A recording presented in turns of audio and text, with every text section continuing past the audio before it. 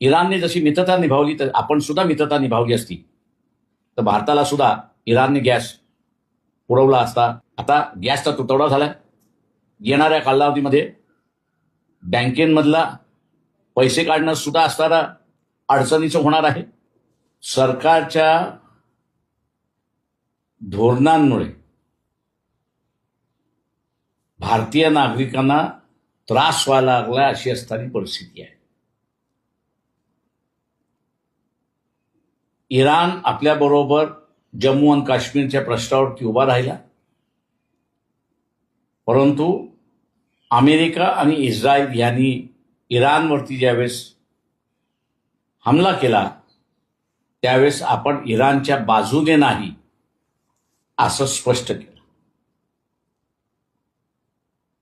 इराणचे जे मित्र आहेत, चायना आहे, त्यांना तेल पोचेल याची पूर्ण जबाबदारी इराणने घेतली.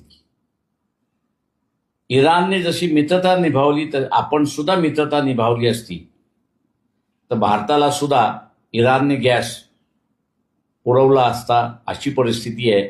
आणि आज जो तुटवडा दिसतोय, गॅस सिलेंडरचा तुटवडा दिसतोय, तो कदाचित आपल्याला दिसला नसता.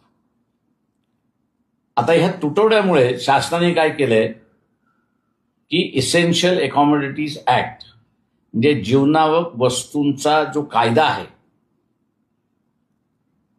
तो लागू केला आणि त्याच्याच बरोबर हे सांगितलं की आंदोलन तुम्हाला करता येणार नाही.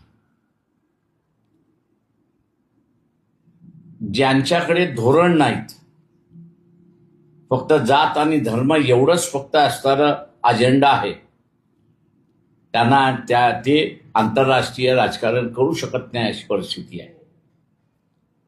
आता गॅसचा तुटवडा झालाय. येणाऱ्या कालावधीमध्ये बँकेमधला पैसे काढणं सुद्धा असणारा अडचणीचं होणार आहे.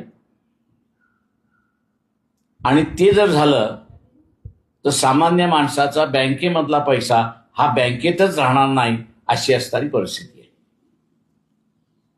शासनाच्या या भूमिकेच्या विरोधात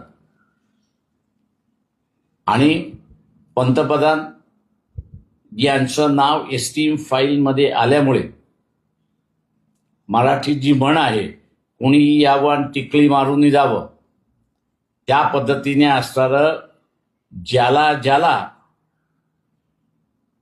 जे भारताकडून साधून घ्यायचं आहे त्याच्यावरती मुकाट